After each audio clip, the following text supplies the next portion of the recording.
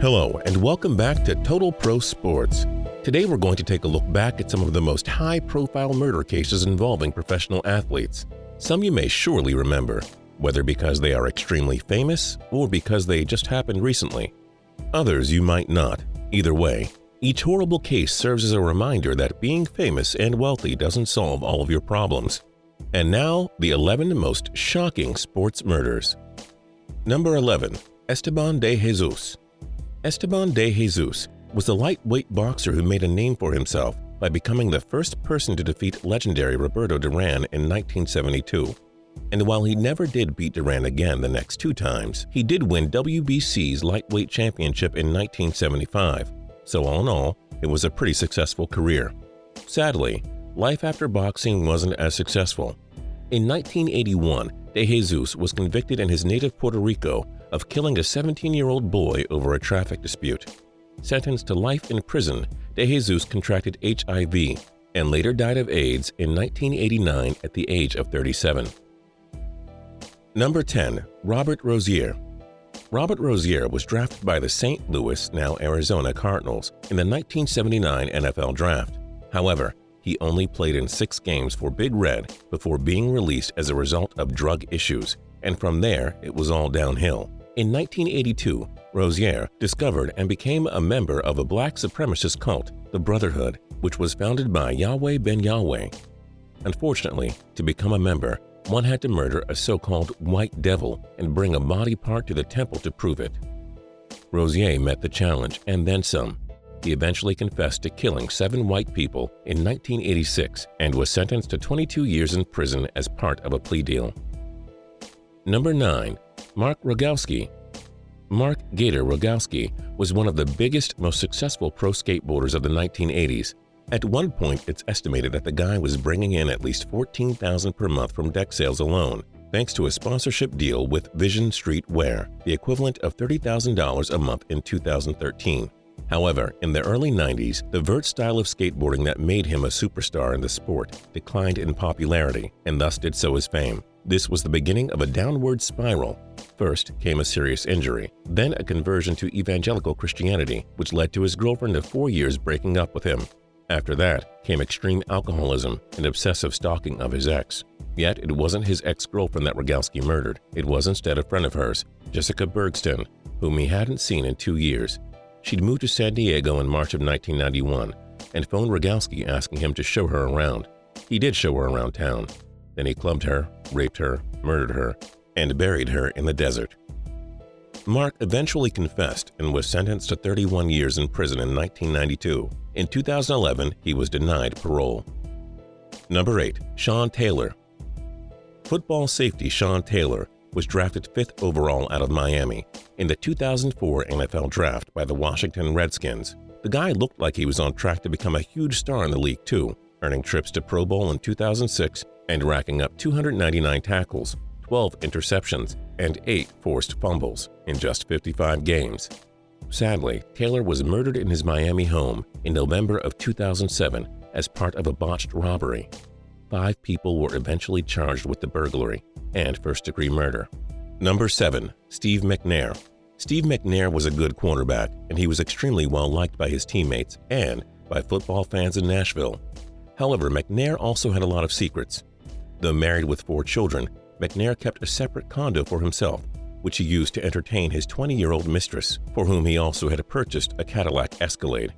Apparently his mistress, Sahel Kazemi, was unable and upset that McNair would not leave his wife, because on July 4, 2009, she shot him 4 times and killed him. Then took her own life. She had purchased the murder weapon from a convicted murderer she'd met while trying to sell her Kia, which she no longer needed because McNair gave her the Escalade. Number 6. Rae Carruth. In 1999, Carolina Panthers wide receiver Rae Carruth orchestrated the murder of Sharika Adams, a woman he had been casually dating and who was 8 months pregnant with his child. Apparently upset that she refused to have an abortion, Carruth hired his friend, Van Brett Watkins, to murder her. On the night of November 16, 1999, as Adams was driving along a road near Carruth's home, he pulled his car in front of hers. Then another car pulled up beside hers, and its passenger shot her. Then both cars sped away. How do we know this? because Adams didn't die right away. She was able to call police on her cell phone, and she told them what happened. Doctors were eventually able to save the unborn child, but not his mother. Carruth and Watkins were then convicted of first-degree murder, while the driver of the other car, Michael Kennedy, pled guilty to second-degree murder. Number 5. Oscar Pistorius. Pistorius claimed that his home was being invaded, and due to confusion about the location of his then-girlfriend, 29-year-old model Reva Steenkamp, he ended up believing that the robbers were located in his bathroom. He fired shots through the bathroom door, killing his girlfriend, with whom he had previously had domestic disputes. Pistorius was found guilty of culpable homicide and sentenced to 5 years in prison. Number 4. Jovan Belcher. What can I say? The stories just keep getting more heartbreaking as we move along. Sometime between 7 and 8 a.m. on December 1, 2012, Kansas City Chiefs linebacker Jovan Belcher shot and killed his 22-year-old girlfriend, Cassandra Perkins, the mother of his 3-month-old daughter, in the bathroom of his home. He then drove to the Chiefs' practice facility next to Arrowhead Stadium, told Chiefs GM Scott Pioli what he had done, thanked him for him, asked him to take care of his daughter, and committed suicide. Number 3. Chris Benoit. There are a lot of theories as to what made WWE Championship wrestler Chris Benoit snap. Some say it was brain damage, others say it was roid rage, and others say it was depression brought on by a failing marriage. It's unclear which of these was the real factor. All we know for sure is that, on June 22, 2007, Benoit murdered his wife Nancy and 7-year-old son Daniel. Then, 2 days later, on June 24th, he committed suicide with a weight machine. In Benoit's system were Xanax, hydrocodone, and an elevated amount of synthetic testosterone. Number 2. O.J. Simpson.